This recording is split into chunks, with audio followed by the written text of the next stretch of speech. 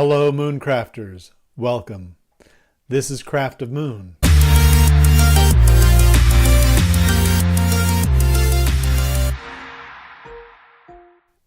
Today's video is the second in the series of the lunation cycle videos that I've been working on.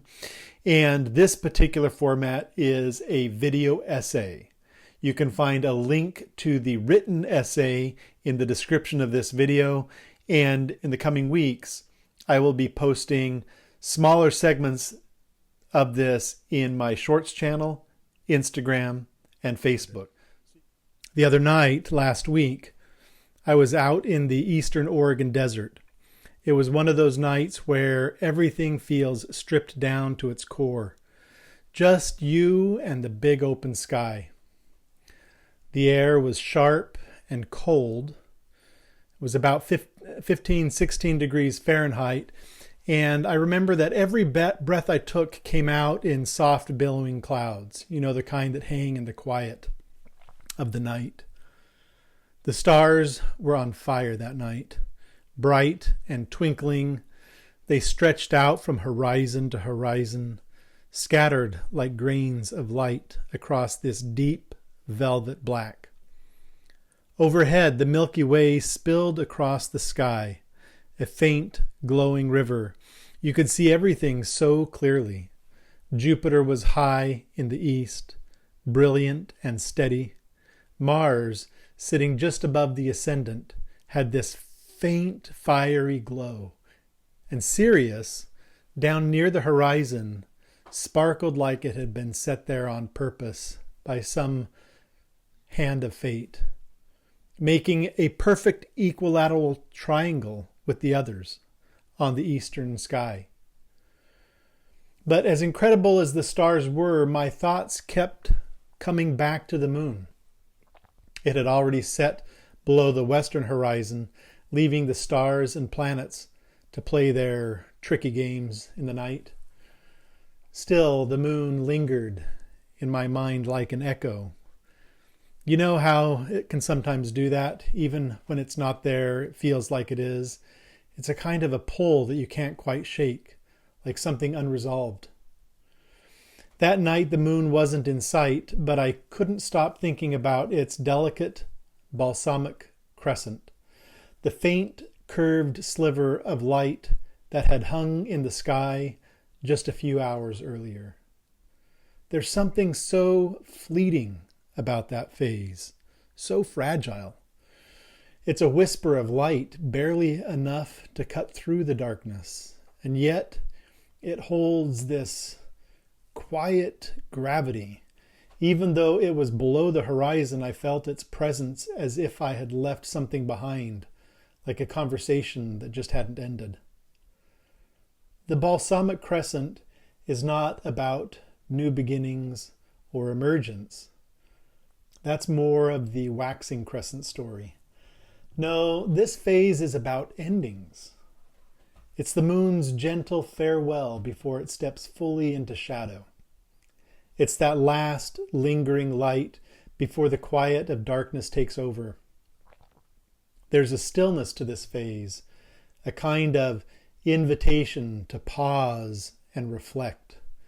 It asks us to let go of what we no longer need, to make peace with what is past, and to trust in the rhythm of the cycle as it moves toward renewal. I kept picturing the shadow cradling that faint crescent, the darkened body of the moon, hidden except for that slender edge growing with borrowed sunlight. And here's the thing about that. The shadow isn't empty in the sense of a vacuum. It's alive with potential. In hermetic thought, this phase connects with the idea of dissolution, the breaking down of what was once to make space for what will be. It's not destruction, it's transformation. It's like the soil resting in winter, waiting to cradle the seed, that shadow, that dark curve. It's where the real begins. But the balsamic crescent carries a lesson that's not always easy to embrace. Endings. They're heavy, aren't they? They can feel like loss or uncertainty, and it's so tempting to rush past them, to move on to the next big thing. But this phase reminds us that endings are just beginnings wearing a different mask. The faint light of the crescent seems to whisper that truth. Even as we let go, we're planting the seeds of what is to come, even if we can't see it yet. Standing there in the desert under that starry sky, I thought about how this moon phase mirrors those moments in our lives when we are asked to surrender, to release what no longer serves us, even when the future feels hazy. The balsamic moon teaches us to trust those in-between spaces, those bardos, moments of transition where stillness holds its own kind of power. Growth doesn't usually start in the light. Mostly it begins in the quiet, unseen places. I couldn't help but think of the stories tied to this phase of the moon. For instance, in Hindu tradition, the Amavasya, the last phase before dark moon, is a sacred time for reflection and setting intentions. It's not about action, but it's about preparing the ground. In other traditions, the balsamic moon is tied to the crone archetype, the elder, who understands that every ending carries the promise of something new. These stories speak to the essence of the balsamic phase. Even in its faintest light, the moon holds the power of transformation. That night, as the stars seemed to burn brighter than ever, the absence of the moon only made its presence more vivid, its unconscious presence, or subconscious presence. Even below the horizon, it felt like a guide, reminding me of the delicate balance between light and shadow, between holding on and letting go. The balsamic crescent isn't about completion, it's about transition. It's a space between breaths, the silence before a new song begins, the silence between notes. In this quiet way, this phase offers we might call it a map or a guide, but not just for the heavens, for our own lives. The balsamic crescent with its faint glow, surrounded by shadow, speaks to the beauty of release, the grace of the unseen. That night under the endless Oregon sky, the moon taught me something I could feel in my body, even if I couldn't see it. That is, to honor the endings as much as the beginnings, to find peace in the spaces in between. The crescent may be small, but its message is continuous. It reminds us to trust the shadow, to let go with intention, and to see the potential hidden in what we cannot yet fully grasp. That night, under that sky, as the moon's light lingered in my mind, I realized its story wasn't finished. It was still unfolding across the heavens and within me. Its light and its shadow, though fleeting, had left a lesson that stayed long after the stars began to fade with the dawn. And yet the moon's story isn't just about one moment or one phase. It's a journey, a seamless rhythm that carries us from light to shadow and back again. The moon is never truly still, never entirely in one state. Just as I had contemplated the balsamic crescent that night, there is more to learn as we follow her through her endless cycle. And this is where we start our understanding of the lunation cycle's two divisions of illumination, the balance of shadow and shine. The moon, our constant companion in the night sky, is a dancer. Not the kind of dancer who pauses or rests, but one who moves endlessly, gracefully, through a cosmic choreography of light and shadow.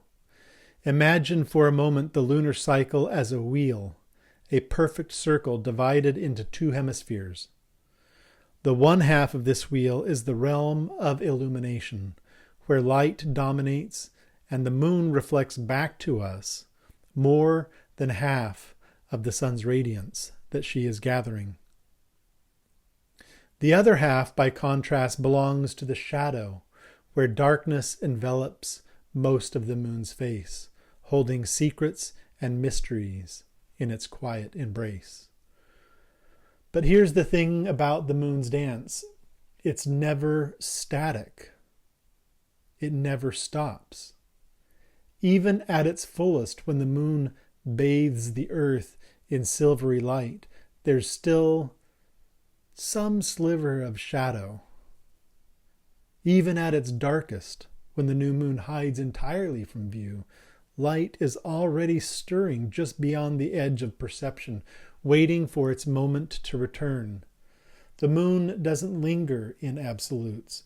It's always moving, always becoming, carrying us through a cycle that reflects not just the rhythms of the heavens, but the rhythms of our own lives. In hermetic philosophy, this duality, light and shadow, seen and unseen, is at the heart of the cosmos. Light is often associated with clarity, with manifestation and fortune. It's the part of the cycle where things come into being, where ideas take form and life moves outward into the world. Light is the harvest, the fruition, the moment of abundance when what was hidden becomes known. But shadow?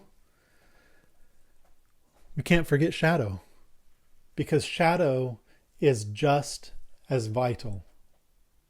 It's the potential, the mystery, the fertile ground where introspection takes root. Shadow is the pause before action, the dream before the awakening. Without shadow, light has no contrast, no meaning. It is the interplay between the two, the waxing and the waning, the ebb and the flow. It's this interplay that sustains the cosmic balance. Take, for instance, the waxing crescent moon. Here, light is emerging, timid but determined, pushing back the dark. It's a phase of beginnings, of fragile hope and tentative steps. But the shadow is still strong, cradling that crescent in its curve. This is the potential, the yet to be seen, the realm of what could be. It's a moment that calls for trust, for nurturing the seeds of what's to come, even when the full picture hasn't yet been revealed. Now think of the waning gibbous moon on the other side of the cycle. The light is bold, commanding, but shadow is starting to encroach. This is the time of reflection, of taking stock. The energy that once surged outward now begins to turn inward. The gibbous moon reminds us that illumination isn't just about shining outward. It's also about casting light on what lies within, about integrating what we've learned and preparing to release what no longer serves.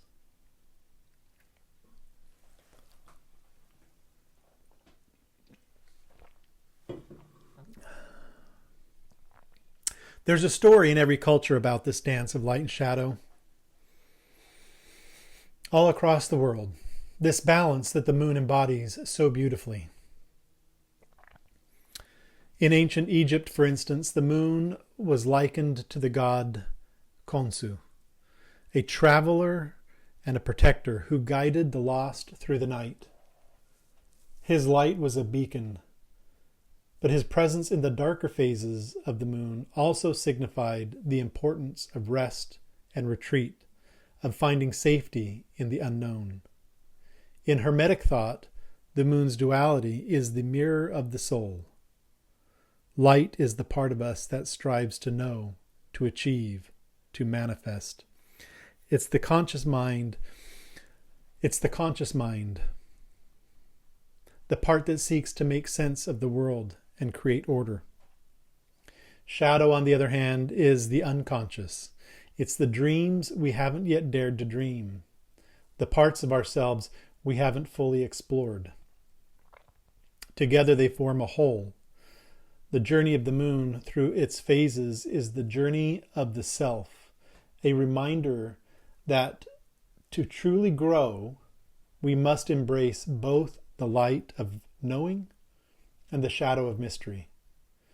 As the moon dances its perpetual dance, it invites us to reflect on our own cycles of light and shadow. Are we in a moment of waxing light, stepping boldly into the world, into our career, into our home life, into our family, into whatever area that we are moving in towards, or are we retreating, turning inward to rest and reflect? The moon reminds us that both are necessary, that neither is permanent, and that every phase holds its own kind of beauty. The cosmic dance of light and shadow isn't just something we observe in the sky. It's something we live, something we carry within us. The moon, in her quiet, persistent motion, shows us how to move through it with grace. She reminds us that even in our fullest moments, there's a place for shadow, and even in our darkest times, light is never far away.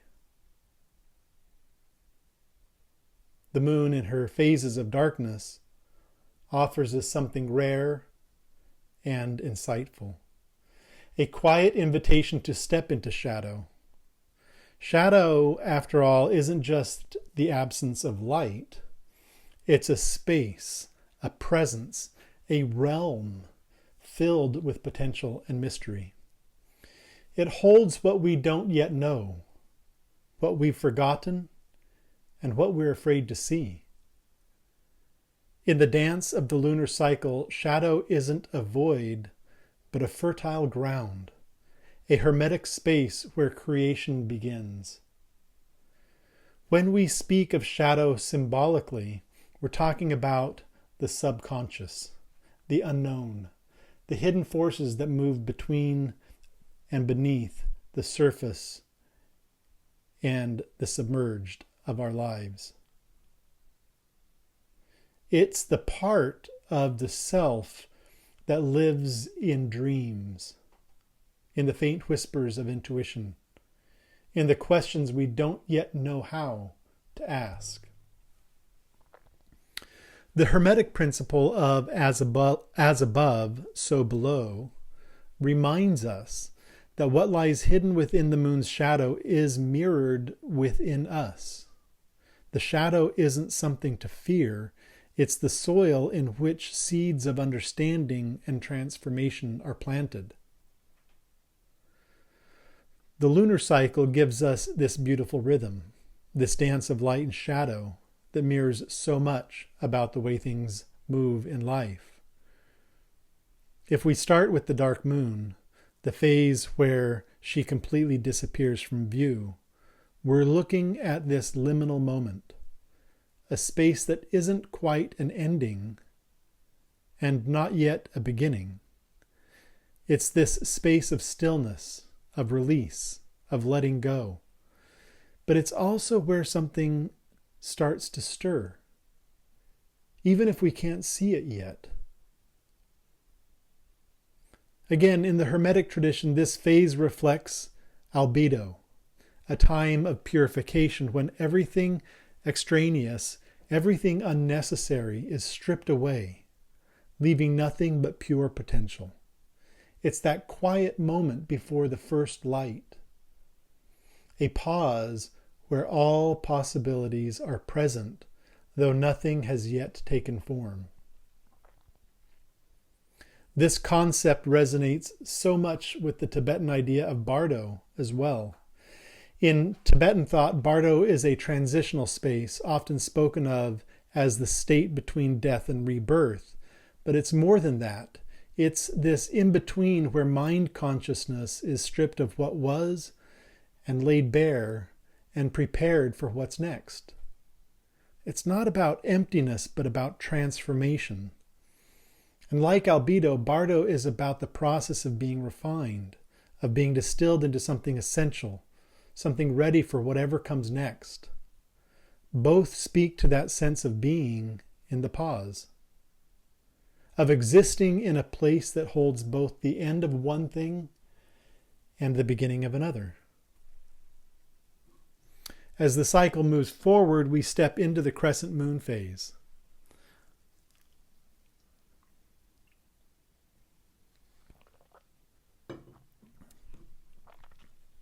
Now, the shadow is still dominant. Most of the moon's face is still veiled, hidden in the darkness. But there's this small, delicate sliver of light beginning to emerge. It's a moment of first steps, of quiet beginnings. The waxing crescent carries this fragile hope. It's the sprout beginning to break through the soil. It's where the seed is cracking, unsure of itself, but driven to grow. And here's the thing, the shadow at this phase isn't something working against the light. It's the space from which light emerges. It's the support, the depth that gives the light its meaning. When we look at the waxing crescent, we see the balance between what is visible and what remains hidden. That thin arc of light, bold against the backdrop of the dark sky, is cradled by shadow. It's easy to focus on the light because it's what we can see. It's what catches our attention. But the shadow is what holds it, what gives it its shape and contrast. Without the shadow, that crescent wouldn't seem as sharp and defined. It's the interplay of the two that creates something we notice, something that speaks to us. This phase feels like a call to trust, to step forward even when the path isn't fully lit. It's a reminder that beginnings are always delicate, always a mix of hope and uncertainty. But it's also a moment of quiet strength, where the light begins to push back the darkness, not to conquer it, but to exist within it. The crescent moon teaches us that shadow isn't the enemy of light. It's part of the process.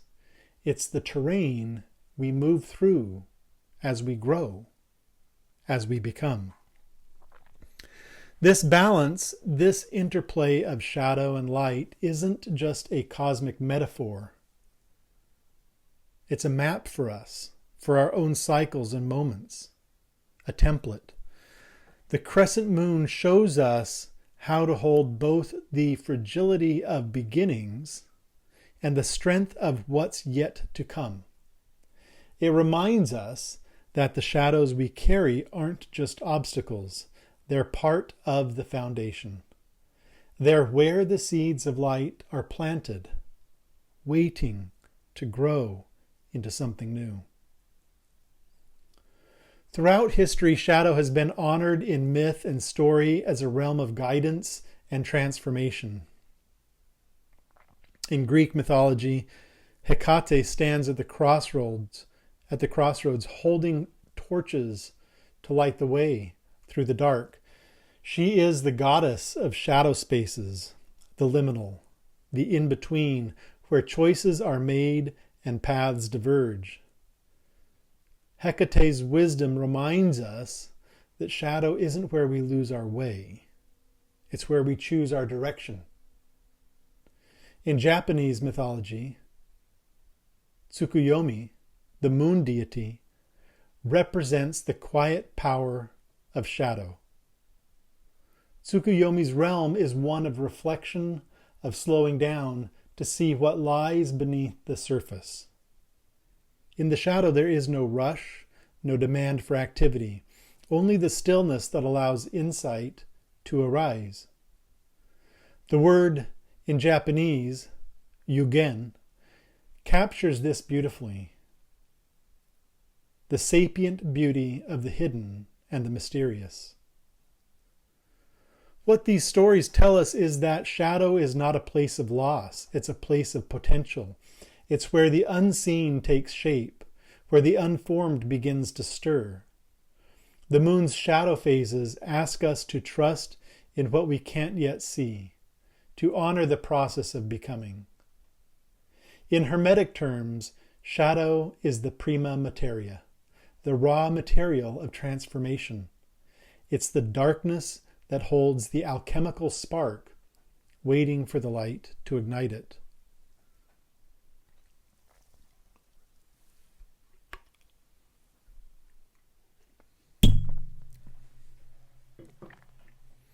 But shadow isn't just about potential, it's about presence. When we stand under a dark moon, when the sky seems empty and the stars burn brighter, we're reminded of how much the unseen holds. It's a time to reflect, to listen, to dream. As the moon moves into her crescent phase, she shows us how to carry that shadow with us, letting us guide us even as light grows. So the next time you find yourself under a dark sky, think of the moon's shadow not as an absence, but as an invitation to explore the hidden corners of your own soul, to embrace the mystery and the potential that live there. Shadow isn't the opposite of light. It's the partner of light. It's balance. Together they create the rhythm of life, the dance of becoming. In the hermetic sense, light is not just illumination. It's knowledge. So when we think about light, especially as it appears in the moon's phases, we're not just talking about brightness in the night sky. We're talking about the clarity that comes when something hidden is brought into view. When what's obscured by shadow is given shape, meaning, and purpose through light. If shadow in this sense is the fertile ground, the unknown, the mystery, then light is what allows us to harvest the fruits of what we've planted there. And that's where the moon becomes such an important symbol. She's not just reflecting light for us to see, she's reflecting light so we can understand. It's the light of action, of outward expression, of the potential that stirs within becoming something visible, tangible, and real. Now, light is never just about the physical or even the obvious. It's a reflection of divine wisdom. And the moon, especially in her waxing and gibbous phases, serves as a mirror for that divine light. She doesn't produce it, but she gathers it, holds it, and reflects it back to us. And what she reflects isn't something random. It's the culmination of a process, a dance between the seen and the unseen, between what's in the shadow and what's ready to emerge into the light. So even when we think of the full moon, when she's at her brightest, we're reminded that her light is not entirely her own.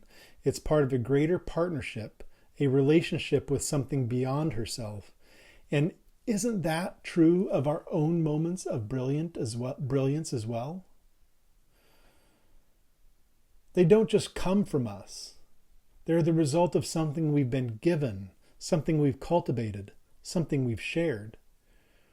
And it's not just Hermetic tradition that speaks this way about light and shadow. In Vedic philosophy, light, what they call jyoti, is a symbol of spiritual awakening, of stepping into knowledge that reveals the ultimate truth. But here's the thing, they don't ignore shadow. Shadow is there too as Maya, the illusion that obscures reality, the darkness that must be navigated to reach clarity. The moon in her phases becomes a teacher of this balance, showing us how shadow doesn't negate light. It prepares the way for it. It's the same in Tibetan Buddhism, where the clear light of awareness, Odsal, is the ultimate state of enlightenment. This is the light that dispels ignorance and strips away attachments and reveals the truth of things as they are. And again, the moon is part of this teaching. Her phases, her light and shadow, become symbols of that journey of coming to see clarity, what was once obscured. There's something similar in African spiritual traditions too. I'm not as deeply involved in the African spiritual traditions, but I've had some teachings in that direction from some great teachers. And the Yoruba deity, Obatala, is associated with purity and wisdom, often represented in white, the color of light. But even there, the balance is key. Light in this sense doesn't overpower shadow, it works with it. Shadow is the space of potential, of the unmanifested, the mysteries that make light meaningful. And again, in Aboriginal Australian stories, the moon is tied to cycles of life, to knowledge passed down through generations. That First Nation sees it this way. Light and shadow are woven into their storytelling as essential parts of understanding. Not opposites, but companions in the creation of the world and our place in it. And then we can think of Taoism, with the concept of yin and yang. Light and shadow are not just counterparts, they're interdependent. Yang, the light, the active, the known, cannot exist without yin, the dark, the still, and the mysterious. This is what the moon shows us, isn't it? Even when she's waxing towards fullness, carrying more and more light, there's still shadow there, cradling the light, holding space for it. The Tao teaches us that it's the interplay, the movement between the two that creates harmony. The moon reflects this balance, shifting from light to shadow and back again, teaching us how to hold both within ourselves. Gnostic tradition is another one. They emphasize light as defined truth and shadow as the ignorance of the material world. But even there, shadow isn't something to avoid. It's the starting point. The light becomes most meaningful when it emerges from shadow, just as the moon's brilliance is most striking when it rises against the night. The journey from shadow to light is the journey of the soul, of moving toward the pleroma, the fullness of divine illumination. And the moon, in her phases, is a guide for that journey, showing us that light and shadow are not separate, they are the cycle itself. So when we look at the moon, when we see her shifting through her phases, what we're seeing isn't just a dance of light and shadow in the sky.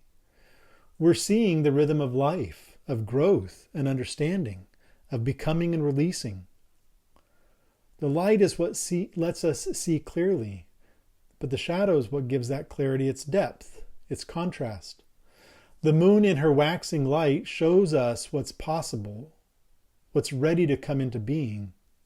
And in her shadow, she reminds us that even what is unseen, what's not yet manifest, has its place in the cycle. She's teaching us always about balance, about how light and shadow together carry us forward. When we think of the moon's light, we think, of course, of the full moon, that moment when she is completely illuminated opposite the sun, her light unfiltered and undeniable. This is the culmination of the lunar cycle, the peak of manifestation. The full moon is when what began in the quiet shadow of the new moon comes into fruition. It's a time of fullness, not just in light, but in energy, in emotion, and in intention. But the journey to fullness begins earlier in the gibbous phase, when the moon is more than half illuminated, moving toward her peak. The gibbous phase is often overlooked, but it's essential. This is the phase of refinement, of perfecting intentions, of adjusting and preparing for the culmination to come. It's a time of anticipation, of hard work coming to fruition. If the full moon is the harvest, the gibbous phase is the final weeding and pruning to ensure the bounty is as rich as it can be. And yet, even in her fullness, the moon reminds us of balance. For as much light as she holds, there's always a sliver of shadow, a quiet reminder that manifestation is never complete, that perfection is not the absence of imperfection, but the harmony between light and dark. Across cultures and myths, the moon's light has been a guide, a protector, a symbol of abundance. Again, let's go back to Khonsu, the ancient Egyptian moon god. His very name means traveler, and he was seen as a guide for those journeying through the night. Khonsu's light was not just a physical guide, but a spiritual one, illuminating paths both seen and unseen. His light was a protection, a reminder that even in darkness we are not alone. In Chinese culture, the Mid-Autumn Festival celebrates the full moon as a symbol of unity and abundance. Families gather under the full moon, sharing moon cakes and stories, celebrating the completeness of the lunar light. The moon, in her fullness, becomes a metaphor for connection between family, between heaven and earth, between the past and the present. Her light is not just physical, it's communal, binding us together. Then there's Artemis, the Greek goddess often associated with the moon. Artemis is a figure of strength, independence, and guidance. She carries light not as a passive reflector, but as an active force.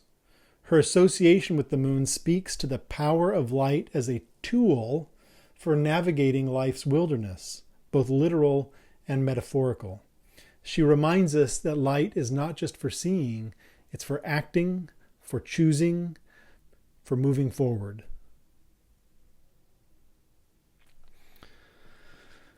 But here's the thing about light.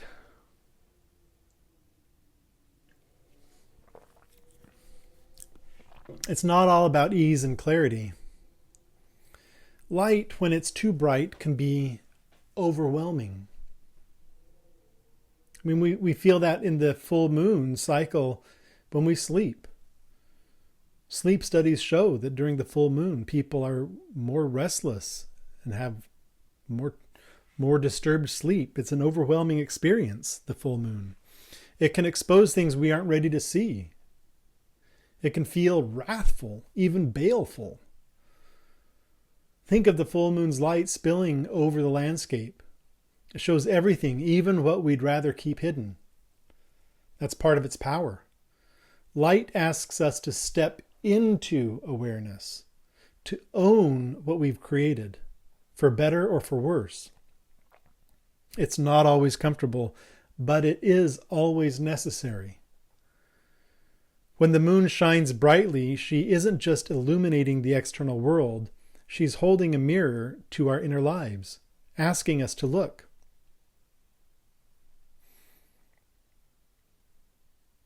What have we manifested? What has come to fruition? What shadows still linger at the edges of that light? The moon's light is beautiful, yes, but it's also demanding.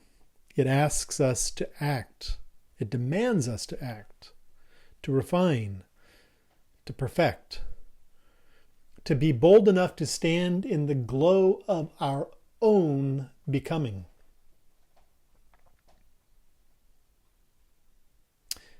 To stand in the glow of our own becoming.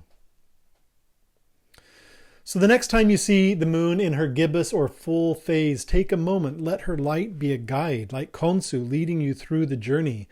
Let it be a connection, like the mid-autumn moon reminding you of the ties that bind. Let it be a force, like Artemis, pushing you to act. But most of all, let it be a reflection, a moment to see yourself in the light, to honor what you've created, and to prepare for what's next. Shine isn't just about brightness, it's about action, about becoming, and the moon in her light shows us how. So, if we think about the moon cycle, we can think of it like a conversation, a back and forth between shadow and shine. And right at the heart of that dialogue are the crescent and gibbous phases that we've been talking about. These are the times when the moon is on the move, not settled in shadow, nor fully embraced by light. They are in between places, the transitions where so much happens. The crescent phase feels like delicate and tentative, as if it's just finding its footing, emerging from shadow, or when balsamic as it sinks gently back into it.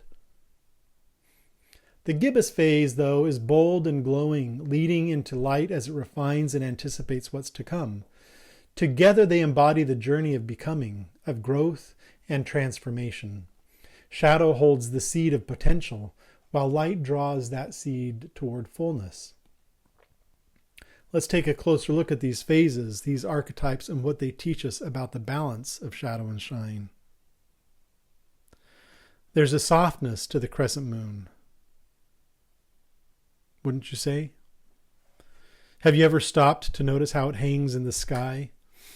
Almost like it's suspended by some unseen thread. It's not the commanding presence of the full moon, nor the hidden mystery of the dark moon. The crescent is quieter, gentler.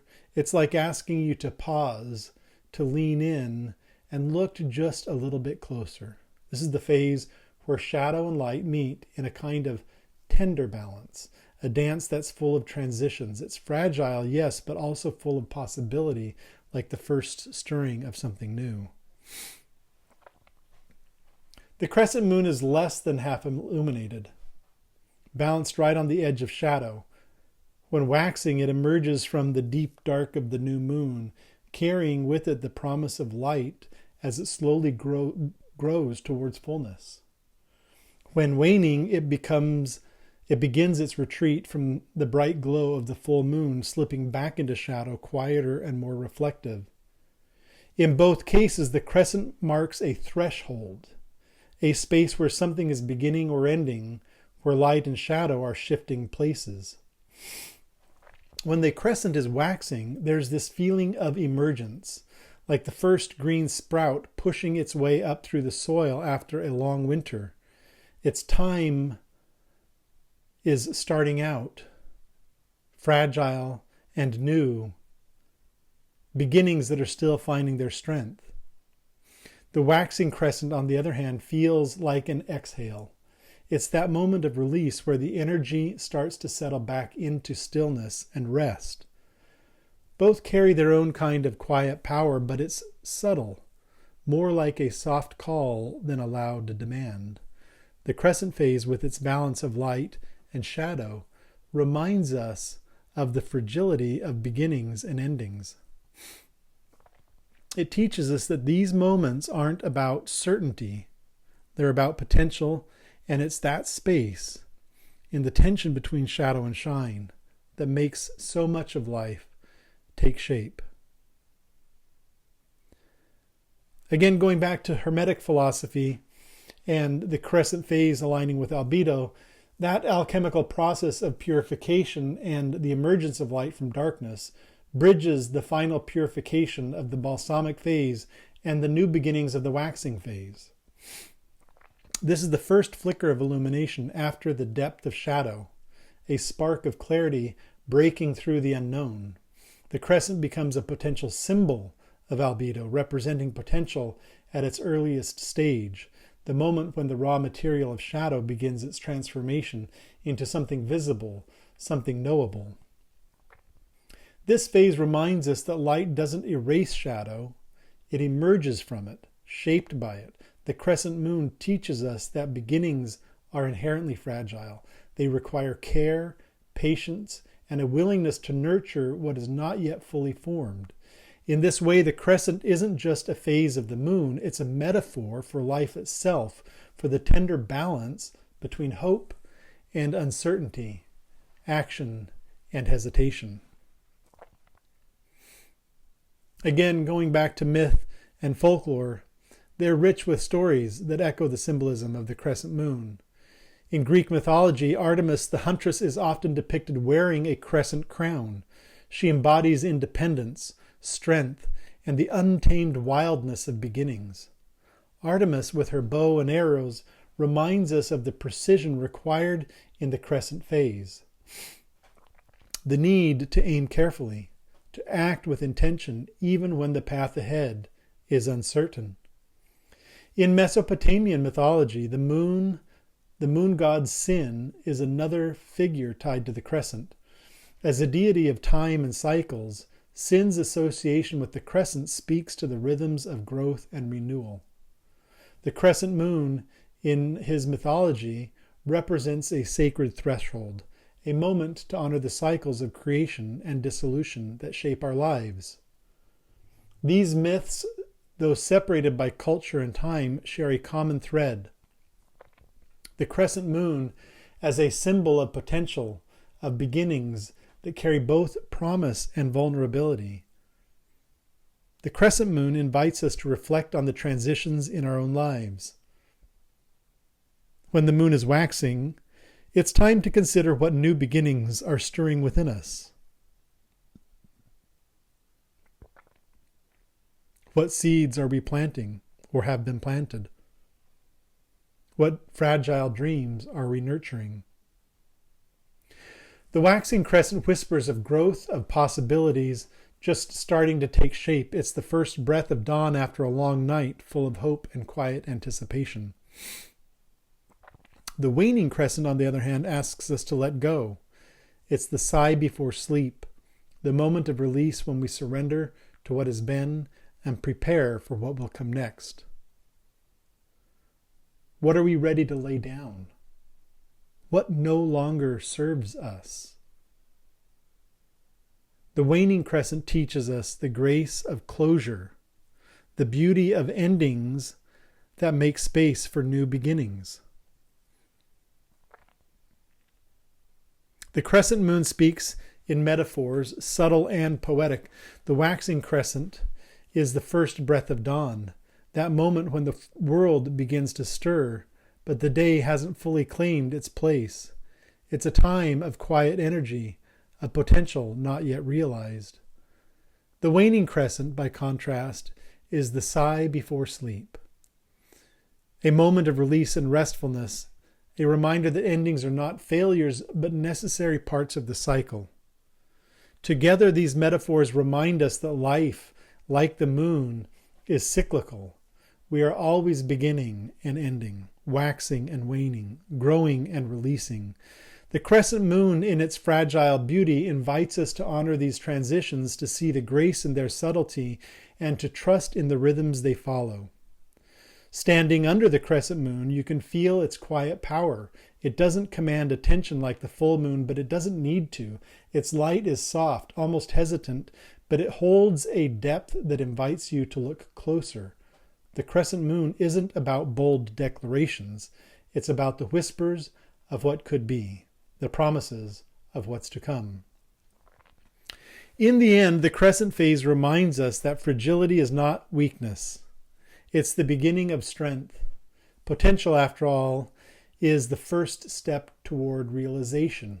And the crescent moon, balanced so delicately between shadow and light, shows us how to honor that potential, to nurture it, and to trust in its unfolding. There's a fullness to the gibbous moon, a presence that commands your attention, not as bold as the full moon, yet unmistakable and powerful. More than half of its surface is bathed in light, as if it's building towards something monumental. It feels like a phase that holds its breath, teetering on the edge of realization. Whether waxing toward fullness or waning in retreat, the gibbous moon represents the strength of refinement, a time when efforts are honed, lessons are gathered, and the cycle begins to crystallize. The gibbous moon is that space between beginnings and completions, the phase where things take shape and clarity begins to emerge. When waxing, the moon is steadily moving towards its brightest moment, carrying the energy of preparation and anticipation. It's a time of refining, of putting the finishing touches on ideas, projects, or intentions that were seeded during earlier phases. There's a momentum here, a sense that the work is almost complete, but not quite yet. The waning gibbous, by contrast, moves away from the brilliance of the full moon. It feels quieter, introspective, a phase of integration and sharing. What was illuminated during the full moon now starts to settle, and the lessons of the cycle begin to crystallize. It's the phase of distributing wisdom, of offering what has been learned to others, and preparing for the inevitable return to darkness. The gibbous phase aligns beautifully in hermetic philosophy again with citrinitas, the alchemical stage of crystallization and refinement. This is the moment when raw energy is no longer chaotic, but begins to take its final perfected form. Citrinitas is about clarity and the deep understanding that comes from concentrated effort. The gibbous moon embodies this principle. It's the phase where light dominates but remains incomplete, reminding us that refinement is both an active process and an acknowledgement of what still lies ahead. The waxing gibbous asks us to focus, to channel our energy into the task at hand. It's the meticulous pruning of a garden or the final edits to a manuscript, those moments when care and intention transform effort into something meaningful. The waning gibbous, on the other hand, asks us to step back, to reflect on what has been achieved, and to share the fruits of our labor. It's about letting go of perfection and recognizing the beauty of what is. The myths surrounding the gibbous moon are rich with imagery of guidance and transition. Again, going back to Egyptian mythology, the moon god Khonsu is a protector and guide, particularly during moments of change. He embodies the energy of the gibbous phase, a steady luminous presence that lights the way forward, whether waxing or waning. The gibbous moon mirrors Khonsu's role, offering both clarity and protection as we navigate the thresholds of culmination and release.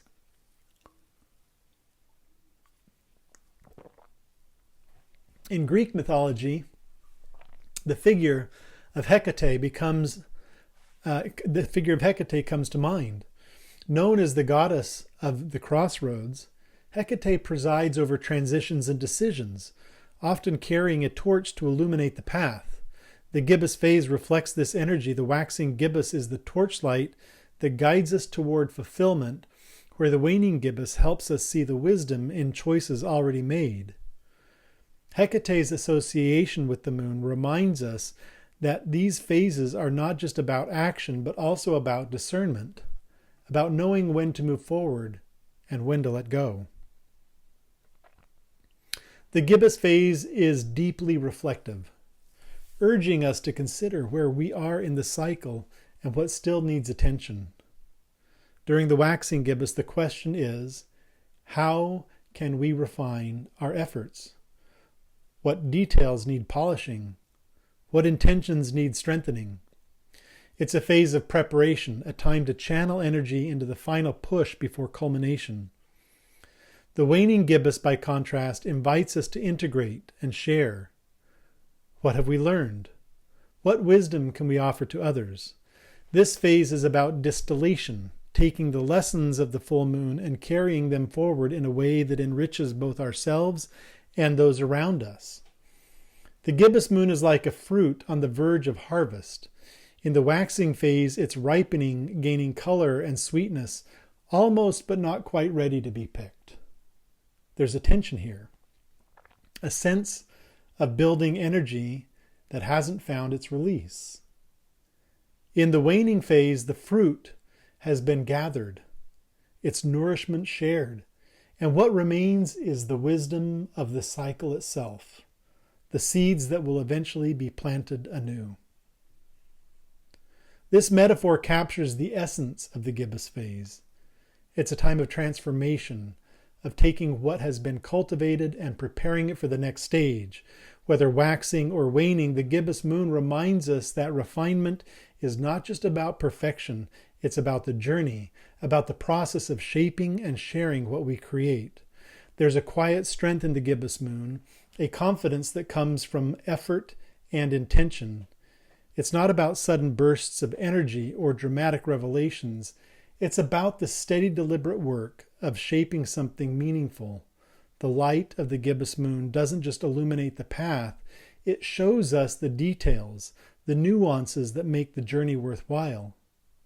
Standing under a gibbous moon, you can feel its power, not the commanding brilliance of the full moon, but something subtler, more grounded. It's a phase that invites us to pause, to appreciate the beauty of what's taking shape, and to trust in the rhythms of refinement and release. The gibbous moon in all its luminous strength teaches us that the process is just as important as the outcome, and that every phase, no matter how fleeting, holds its own kind of magic. It's fascinating, isn't it?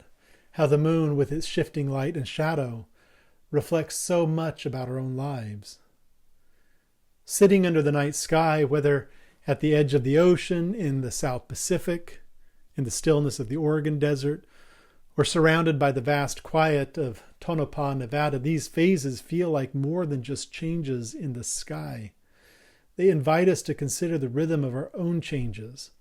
What begins? What builds? And what comes full circle within us?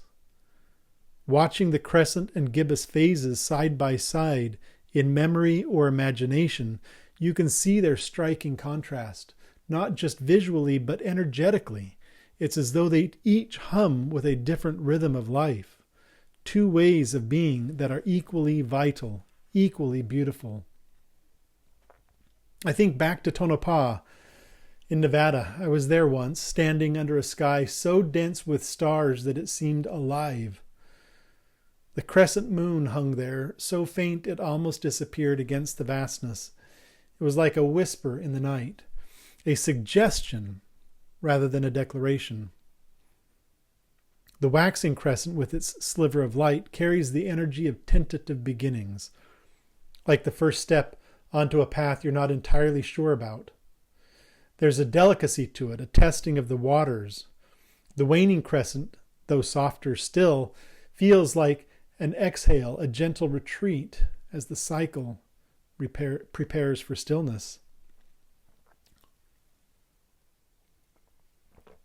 Then there's the gibbous moon, bold and undeniable. I remember watching it rise over the Pacific Ocean, its light cutting through the black expanse like a proclamation. More than half of its face gleamed with a confidence that filled the sky. The waxing gibbous carries that energy of building anticipation, the feeling of leaning into a culmination that you can almost taste but haven't quite reached. The waning gibbous, while quieter, carries its own authority, more reflective, integrating the wisdom of the full moon, preparing to pass it along before retreating into shadow. These phases feel like two voices in conversation, one soft and exploratory, the other strong and decisive. Together they remind us that life moves through both tones, the quiet moments of becoming and the bold strides of refinement and expression. Think of these phases in terms of archetypes. It's easy to see the crescent moon as the maiden. She's youthful, full of untapped potential, stepping into the unknown with a mix of hope and uncertainty. There's a tenderness in her energy, but also a quiet kind of bravery, a willingness to begin even when the outcome is unclear. The gibbous moon, by contrast, is the mother. Her energy is rooted in strength and creation, in refining and nurturing what has already begun. Where the maiden is about possibilities, the mother brings those possibilities to life, shaping them into something real. Her light is bold, not tentative, offering guidance and clarity to those who seek it. These archetypes aren't just myths, they're mirrors. Standing under the crescent moon in Tonopah, I felt the maiden's energy in myself. Remembering those moments when I stood at the edge of something new, unsure but hopeful. Under the gibbous in Oregon, I felt the mother's strength, the focus it takes to shape a dream into reality, to refine and prepare for the next phase. What's remarkable is how these phases map into the cycles we experience in life. The crescent phase feels like those tender beginnings, a new relationship, the early days of a project, or the quiet stirrings of a personal transformation. It's the phase of discovery, where you start to see what might be possible, even if the way forward is still unclear. Like the moment when you first take psychedelic medicine. You've taken the medicine, but the experience hasn't blossomed yet. And there's a tentative expectation waiting for it to come. The gibbous phase, on the other hand, feels like the heart of the work. It's about refinement and focus, shaping what's already begun into something meaningful. The waxing gibbous is filled with momentum, gathering energy for the culmination that's just ahead. The waning gibbous shifts the focus, asking us to reflect what we've created, to share what we've learned, and to let the cycle begin to wind down.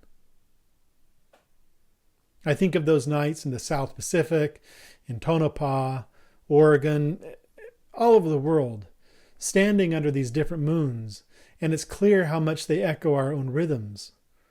Life isn't linear. It's a cycle, moving between moments of beginning and moments of refinement, sometimes of quiet reflection and times of bold action. The crescent and gibbous remind us that growth and transformation are not one-sided. They need both fragility and strength, introspection and boldness. What I love most about these phases is how they flow into one another, meeting at the quarter moons in a square, a moment of tension and choice.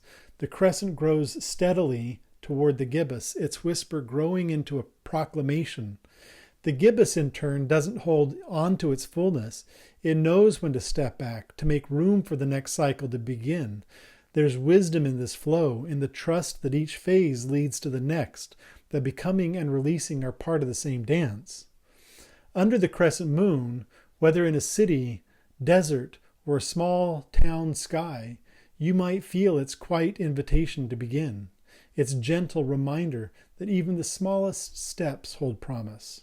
Under the gibbous, you might sense its strength, its call to refine, to pour your energy into the work of making something real. Together they show us that every phase matters, that every step in the cycle, no matter how small or bold, brings its own kind of beauty. What's most striking about the crescent and gibbous phases is how they meet in the grand choreography of the lunar cycle, flowing forward towards each other and away from their pivotal crossroads. The first and third quarter moons, these phases are not separate, isolated moments. They're threads woven into the larger tapestry of the moon's journey, meeting when the sun and moon form a square aspect. It's at these quarter points that their energies blend, their contrasts sharpened by the tension of the square, creating a turning point in the cycle. The crescent doesn't rush, it takes its time, growing steadily, gaining light and momentum as it approaches the first quarter moon. Here, shadow and light are evenly balanced, and the energy shifts. This is the threshold where the crescent phase's tentative potential begins to solidify, stepping boldly into new action. The gibbous, on the other hand, on the other side of the full moon, doesn't cling to its light. Instead, it releases its brilliance with purpose, moving toward the third quarter moon, where balance is struck again, this time in preparation for rest and reflection. The rhythm of these phases carries wisdom. a trust in the natural process of waxing and waning, becoming and letting go. They show us that growth is not linear, but cyclical, flowing through moments of tension and release, each phase a response to the one that came before. Under the crescent moon, you might feel its quiet beauty, the fragile hope of beginnings, a reminder that even the smallest steps hold immense promise. Under the gibbous moon, you might sense its strength, the power to refine and focus your efforts as you move toward fulfillment. At the first and third quarters, you encounter the crossroads where shadow and shine meet in dynamic tension, pushing you to choose, to act, to let go or lean in. Together, the crescent and gibbous phases teach us to honor both the subtle and the bold, the delicate and the dynamic. They remind us that these are not just opposites, but companions in the dance of light and shadow, guiding us through the cycles of becoming, culmination, and release. And there's something undeniably magical about the moon's role, because she also is the signifier of fortune, its phases forever waxing and waning, seeming to echo the rhythms of our own lives. The rise of abundance, the retreat into introspection, the delicate dance between light and shadow. To gaze upon the moon is to see a reflection of the fortunes we encounter, those that manifest in the external world, and those that remain hidden, stirring within. In astrology and symbolism, the moon often represents the rhythm of fortune itself. And fortune in this is the complete manifestation into the physical realm. That's what we think of as fortune. We are fortunate to be here in this human life. And it's the light of the moon, so soft and so powerful, has always been linked with manifestation. When the moon is fully illuminated, we are reminded of clarity, abundance, and outward success. It's as if the moon holds a mirror to the heavens, reflecting light down to earth and declaring, "This is a time to shine." But the moon's shadow is just as significant. In its darker phases, the moon speaks not of endings but of potential. Shadow carries the energy of uncertainty, of things not yet formed. It's the space where seeds germinate, where internal growth happens before anything can bloom outwardly.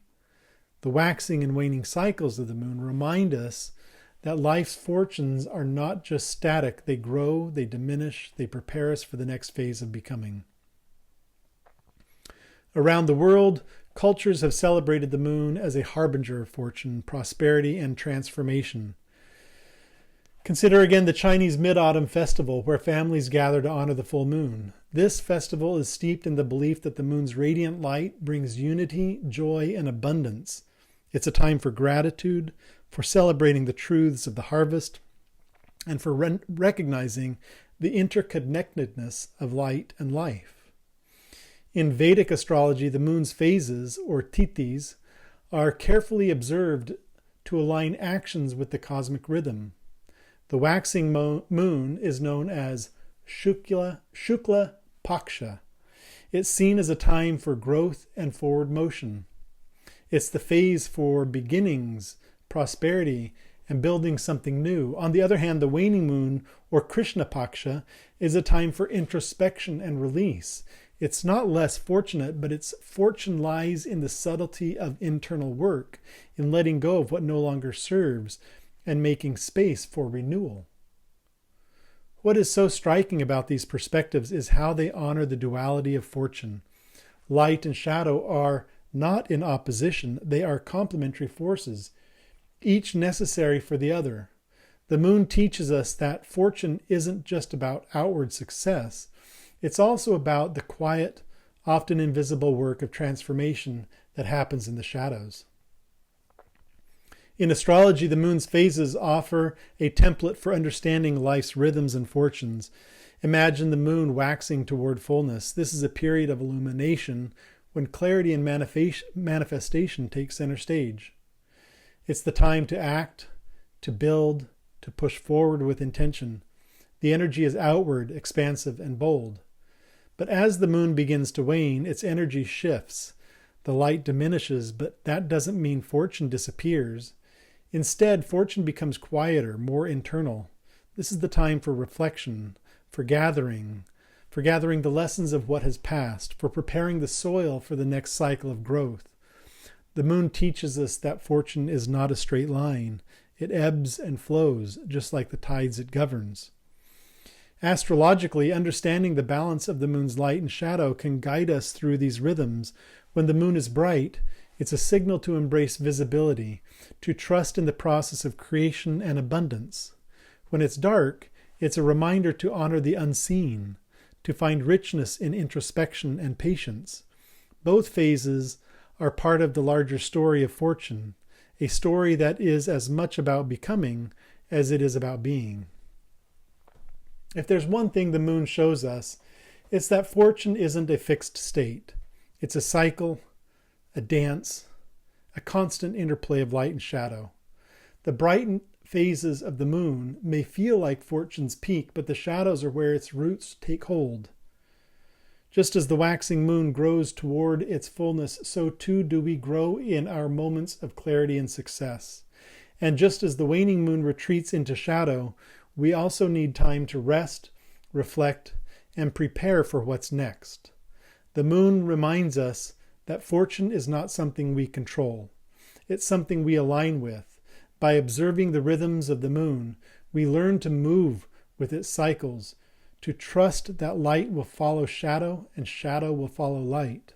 Fortune, like the moon itself, is always in motion, always evolving, always offering its quiet wisdom to those who take the time to look up. It's fascinating, isn't it?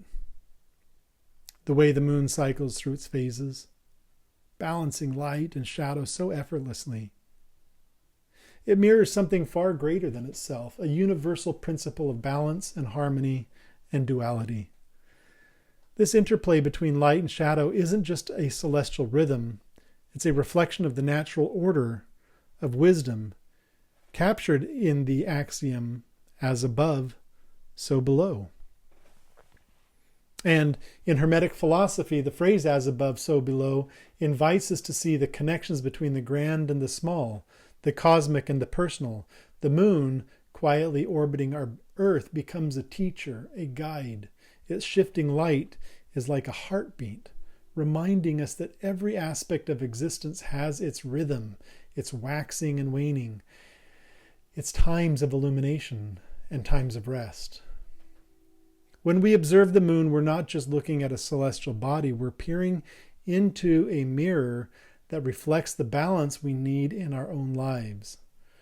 The moon teaches us to embrace cycles, whether it's the fullness of joy or retreat into introspection. Each phase speaks to something universal: growth and decay, beginnings and endings, creation and dissolution. These dualities aren't oppositional. They are partners in the dance of existence. The lunar cycle offers us this exquisite symmetry. The bright crescents and gibbous phases remind us of expansion, while the darkened skies of the balsamic moon invite us to turn inward. And always there is motion. Just as the moon never lingers too long in light or shadow, neither do we. That movement is a lesson in itself, a nudge to embrace change and trust the process. One of the discerning insights hermetic philosophy offers is the idea that light cannot exist without shadow, and shadow cannot exist without light. They are two sides of the same coin, eternally interdependent. The moon, with its ever-changing face, embodies this truth perfectly. Think about it. The moon's light isn't its own. It's borrowed from the sun. But what makes that light so mesmerizing is the contrast of shadow. Without shadow, there's no shape, no texture, no depth. The same is true in life. Too much light blinds us. Too much shadow leaves us lost. It's the balance that we find meaningful. In Hermetic thought, light symbolizes manifestation, clarity, and action, the external world of doing and being seen. Shadow, on the other hand, represents potential, mystery, and introspection, the internal world of becoming. Together they create the fullness of existence. The moon reminds us that neither is superior. Instead, they are partners in a cosmic dance, essential to the other. This duality also sustains growth. Light illuminates, allowing us to see and act. Shadow nurtures, offering the stillness and space we need for transformation. Like a seed buried in the dark soil, there are parts of us that can only grow in the quiet of shadow, and when the time is right, the light comes to reveal what has been cultivated. How do we bring this balance into our lives? The moon offers a roadmap. By aligning with its phases, we can harmonize the material and spiritual aspects of our existence. When the moon waxes, it encourages us to build, create, and push forward. When it wanes, it invites us to slow down, reflect, and let go. Each phase asks something different of us, yet together they weave a complete story. For instance, the new moon, shrouded in shadow, is a time of intention setting, a quiet beginning. As the light grows through the crescent and gibbous phases, our efforts gain momentum, reaching fullness at the full moon. This is the time to celebrate achievements and bask in clarity. But just as the moon begins to wane, so too must we release, integrating lessons and preparing for renewal. The rhythm mirrors the duality within us. There's the part of us that thrives in the light, confident, expressive, and active. And then there's the part that dwells in shadow, introspective, mysterious, and quietly transformative. The moon teaches us not to favor one over the other, but to honor both. By doing so, we become whole. When we pay attention to the moon, we start to see its influence everywhere. It's in the tides, the seasons, in the rhythm of our own lives. Hermetic philosophy invites us to see these patterns as more than coincidences. They are evidence of a deeper harmony, a cosmic design that connects the vast universe to the smallest details of our daily existence. Aligning with the moon's phases is not just about timing or astrology. It's about cultivating awareness. It's about recognizing when to act and when to rest, when to shine and when to embrace the shadow. It's about finding harmony between the outer and the inner worlds, between what we do and who we are. The moon, with its waxing and waning light, reminds us that we are not static beings. We are always in motion, always growing, always evolving and changing. By embracing this rhythm, by honoring both the light and the shadow, we align ourselves with the flow of the universe, and in that alignment we find balance, purpose, and perhaps even a glimpse of the divine. The moon's balance of light and dark isn't just a celestial phenomenon, it's a metaphor for life itself. It teaches us that duality is not a conflict to be resolved, but a harmony to be embraced. As we look to the moon, let's remember its quiet wisdom, that light and shadow are not opposites, but partners, each offering something essential to the journey. And in that balance, we find our place in the cosmic dance. As we come to the end of this journey, through the moon cycles, I want to pause for just a moment and reflect on what it all means. Not just in the abstract, but in the way it touches our lives. The moon, in all her phases, reminds us that life is not a straight line. It's a dance, a rhythm of light and shadow, of beginnings and endings, of growth and surrender. And at the heart of it all is balance. The crescent moon, with its fragile sliver of light, speaks to potential, and it's that moment when something new stirs, when the seeds of an idea, a hope, or a dream first push through the soil. It's delicate, yes, but there's a quiet strength in its fragility. It tells us that even the smallest beginnings can hold immense power if nurtured. It's like in E. E. Cummings' poem, "Somewhere I've never traveled, gladly beyond any experience. Your eyes have their silence. In your most frail gesture are things which enclose me or which I cannot touch because they are too near." Then we have the gibbous moon, bold and radiant, refining and perfecting what has been set in motion. This phase reminds us that growth isn't always easy. It requires focus, effort, and sometimes a willingness to let go of what doesn't serve the larger purpose. It's the moment of ripening when potential begins to manifest into form. But here's the thing, neither phase exists in isolation. The crescent's promise is meaningless without the gibbous to bring it to fruition, and the gibbous with all its strength wouldn't exist without the quiet beginnings of the crescent. Together they form a circle, a rhythm that mirrors the flow of life itself. It's a reminder that light and shadow, creation and rest are not opposite but partners in the dance of existence. And this brings to mind for me the poem Wild Geese by Mary Oliver. You do not have to be good. You do not have to walk on your knees for 100 miles through the desert repenting.